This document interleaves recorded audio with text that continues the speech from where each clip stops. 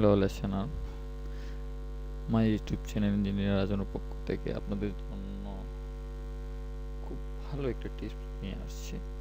সেটি হলো, আমরা এডোবির বিভিন্ন সফটওয়্যার ইউজ করি, যেমন Adobe premier, Adobe Illustrator, Adobe Photoshop, others software. Adobe software use করতে হলে অনেক টাকা দিয়ে লাইসেন্স কিনতে হয়। আর যদি ডেমো ভার্সন ইউজ করতে হয় তাহলে 30 দিনের ডেমো ভার্সন ইউজ করতে হয়। ডেমো ভার্সন 30 দিনের পরে চলে যায়। আমি আপনাদের ভালো একটা টিপস দেবো, দুইটা টিপস দেবো। তো কী করে আপনার 30 দিনের ট্রায়াল ভার্সন আজীবনের জন্য ইউজ করতে পারেন। খুব সহজ টিপস, বাট আপনারা যদি কোনো সমস্যা হয় আমার ইউটিউব চ্যানেলে কমেন্ট করে জানাতে পারেন। চলেন দেখা যাক কী করে তা করা যায়। আমি এডোবি ইলাস্ট্রেটর দিয়ে আপনাকে দেখাচ্ছি। এইটা এডোবি ইলাস্ট্রেটর CS6, এটাকে প্রিমিয়ার করব, ক্র্যাক করব। কী করে ক্র্যাক করব? এটা ওপেন করব না, ওপেন না থাকা অবস্থায় আমার ডেস্ক বারও থাকবে না, কিছুতেই থাকবে না এই দিকে। তো ওপেন না হয়, ওপেন না থাকা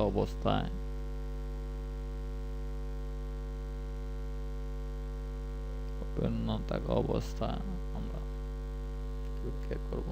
দেখে নিন,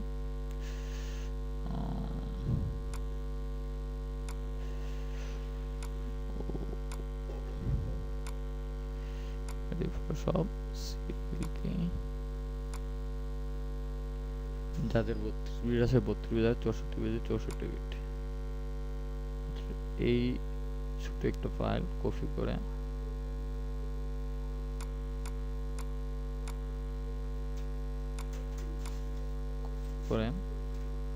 আমার ড্রাইভের সি প্যানেল, লোকাল ড্রাইভের সি প্যানেল থেকে প্রোগ্রাম ফাইল, সি প্যানেল থেকে প্রোগ্রাম ফাইল থেকে এডোবি থেকে এডোবি ইলাস্ট্রেটর CS6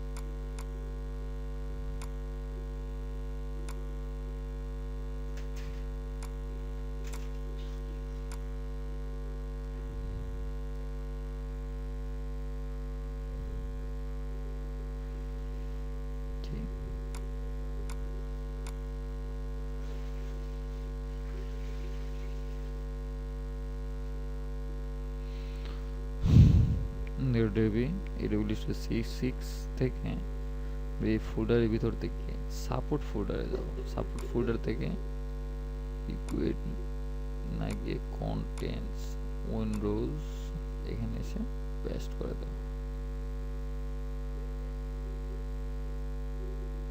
পেস্ট করার পরে রিপ্লেস করব। আগে দেখাইছো ফাইলটা রিপ্লেস করব। কন্টিনিউ।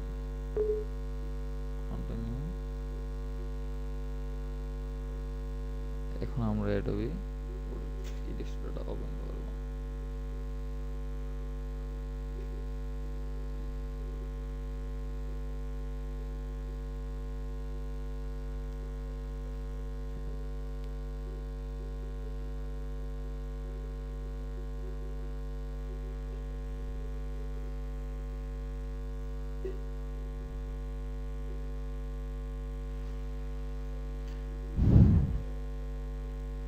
লোডিং হতে একটু সময় নিচ্ছে, অনেক বড় সফটওয়্যার জন্য একটু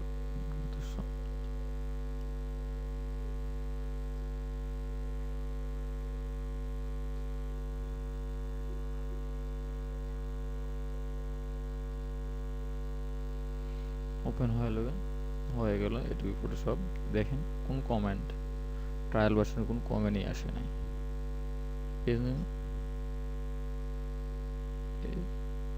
এখানে হেল্প